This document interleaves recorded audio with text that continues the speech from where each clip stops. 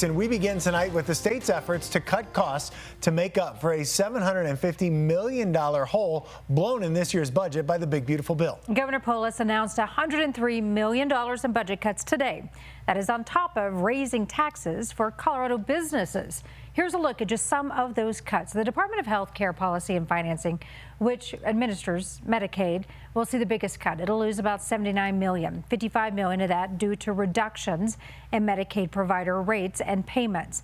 The governor also cut nearly $13 million from higher ed, almost $4 million from the Department of Corrections for transgender health care, about $2 million for the state's 2 mental health hospitals, and $631,000 for health care for undocumented children and women.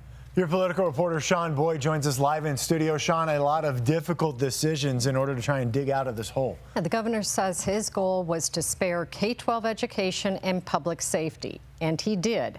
The pain was spread across several state departments, but by far the biggest blow was to the department that oversees Medicaid.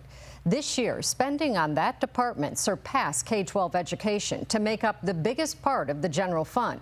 The governor's budget director says the spending on Medicaid is unsustainable. This is a time when we need to focus on the difference between things that are nice to have and things that we need to have. Governor Polis went before the Joint Budget Committee and outlined $252 million in budget savings. $149 million pulled from funds, many of which have balances that exceed demands, including College Invest, clean drinking water, and affordable housing.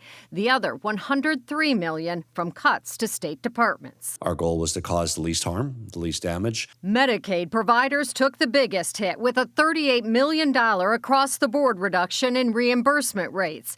Dental providers and pediatric behavioral therapists will see additional cuts of $2.5 and $2.7 million. I'm just curious as to why that you cut provider rates and you cut health care essentially for making it difficult for families that are on Medicaid to access health care. I don't look at it as us cutting health care. I look at it as us delivering the cuts that were in H.R. 1. H.R. 1 being President Trump's big beautiful bill, which cut taxes, leaving Colorado without enough tax revenue to cover expenses. The legislature raised taxes on businesses. The governor identified spending cuts, most of them from the department that administers Medicaid.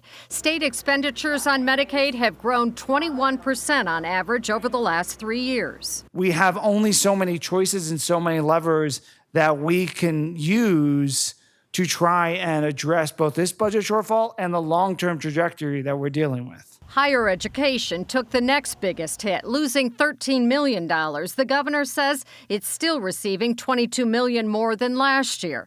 But budget writers worried about pulling the rug out from under colleges and universities, as well as Medicaid providers. They built their budgets, they gave raises, they essentially planned for that to be part of what it is they take into this. Are you open to us discussing as a group other areas that we might consider reducing spending? If there are other options that we want to look at, we are completely open to having those conversations. In addition to the budget cuts and transfers, the governor also implemented a state hiring freeze, which he says will save about $3 million. Despite all of that, he will need to move about $318 million from the reserve fund as well to balance the budget. While there is no budget surplus this year, so no refunds under the Taxpayer Bill of Rights, the governor expects a surplus again in the 2026 and 2027 tax years, at least right now. The governor's budget cuts go into effect Monday. So got to get this done. So if the budget committee plans to make any changes to those, it would need to act fast. Quickly. All right, Sean, thank you.